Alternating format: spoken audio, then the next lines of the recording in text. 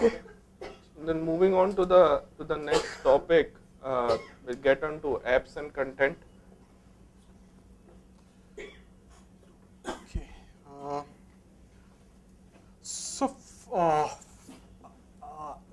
Google introduced its revamped couple of hidden applications here. One of them, the first one here, is the task manager that you can use for killing applications. Is there a need to kill applications on Android? Yeah, I think if you have too many applications running, it kind of does impact. On the background? I think for a long time it keep running, and then you kind of, I think there is a construct where if the UI of those applications do not respond back within certain time, when you try to add the database does not respond back when the UI is open, the note comes up, and then at that time you can force close that application. So OS also has some capability. If there is an application that is, if there are new applications that need to be opened, there is less space than the least used applications, there are chances that the OS stops. Since which OS was this released? I'm just curious. Which one? Because till 2.1 this was a big major problem. I think I'm not sure which OS they changed this whole platform to allow tasks to be killed if it reaches a I think 2.2 is when they started getting more control. Okay, so one thing to be aware of when we talk about multitasking, right? It's just not that the application you can keep running, it's also how your operating system can kind of give you events to launch your application whenever needed. So in Android you can do it timer based, or you can do it event based. So there are lots of different system events by which the application can be woken up. So maybe the application is dead for not even in the running on the background for a while, and then the application can be woken up on demand. So that's something to be aware of. How does it match it up with iPad? So in iPad, when you say there's notification and there is multitasking, so it has notifications come if the app is not running behind. So if there is the OS has some way using which notifications are primarily of two kinds, right? The things like calendar events and so on, they are native to the OS. Somehow the OS figures it out and gives you the notification.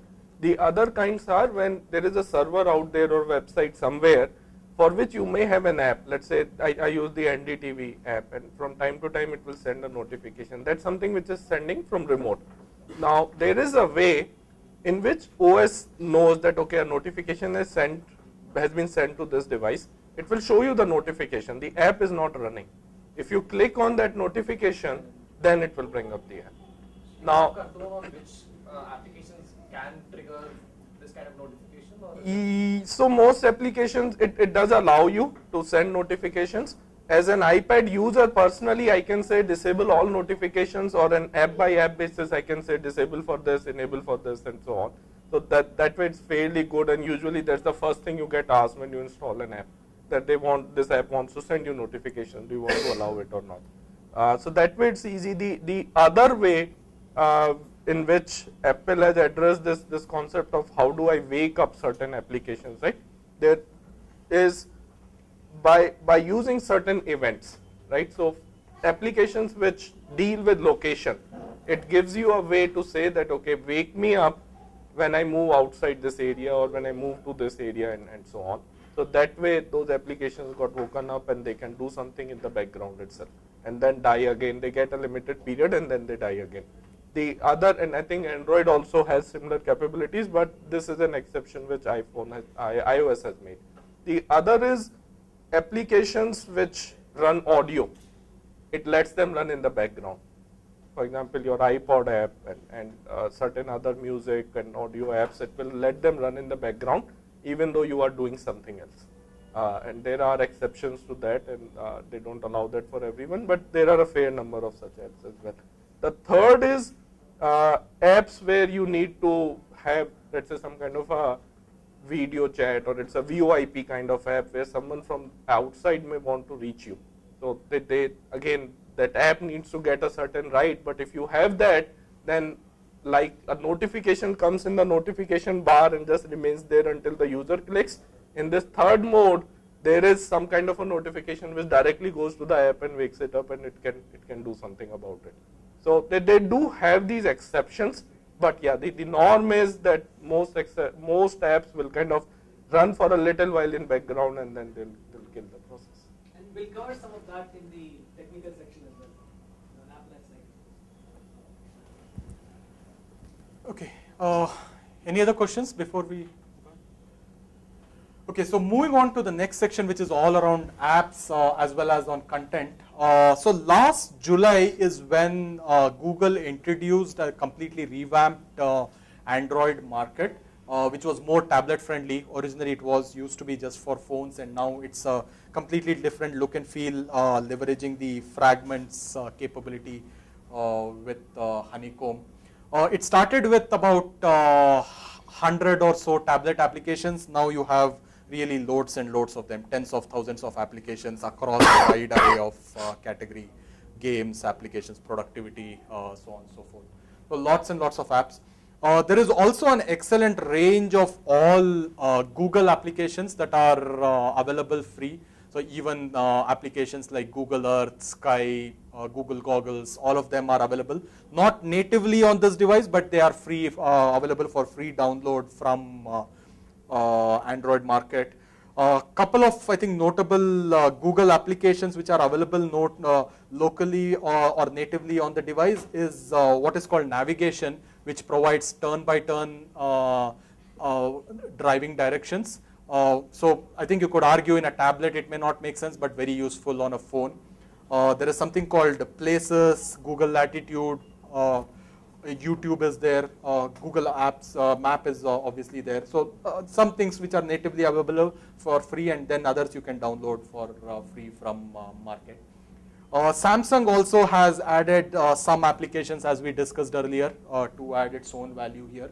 Primarily the Samsung hubs, and then there are some third-party applications also that's included. One specific one is what is called Pulse, which is a news aggregator where you can see news articles across. This is also available on Android market for free, you can download.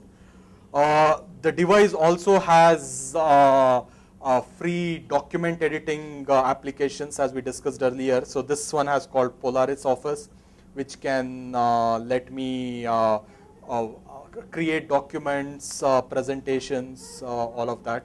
So it has support for all Office 2007 and 2003 documents. Quick Office 1, the one on the newer devices, has a lot more coverage as well. We talked about widgets, which are extension of applications. So that's a very good addition to the device. And then the last thing is that I think one thing which I did not touch upon in Android market is as a developer, it is very easy to add applications to Android market. You can just develop it and post it. It doesn't go through any kind of rigorous or any kind of validation at all. So it's very easy for you as a developer to keep developing and adding it. Obviously, with really that ease of approval, the apps are not certified, and there are times when bad applications get into that. So Google has started doing some of those curation and certification. Amazon does it. Amazon on the Amazon App Store does it. It's not relevant for India because they don't allow downloads of app from the Amazon App Store, but they do definitely do that certification part. Google does it to some, and whenever it's malwares, they remove it whenever it comes to their notice.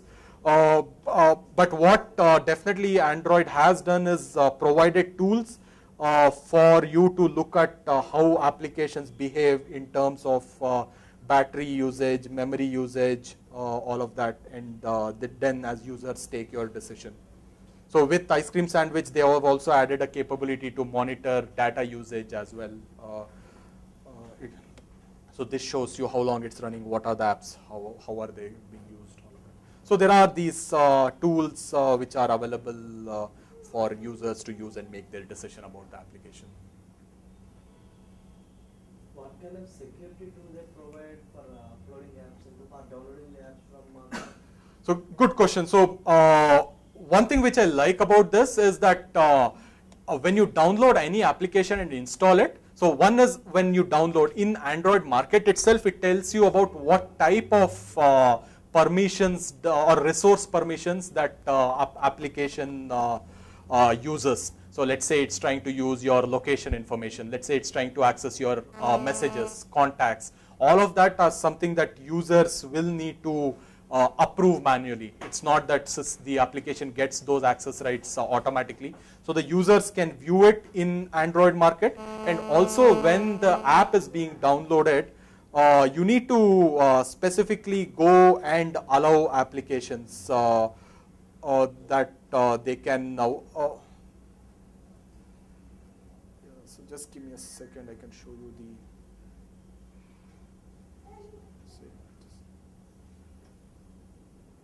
Yeah, maybe I'll show you offline. So it does ask you users to accept certain permissions, so that at least it's you know what is the application doing.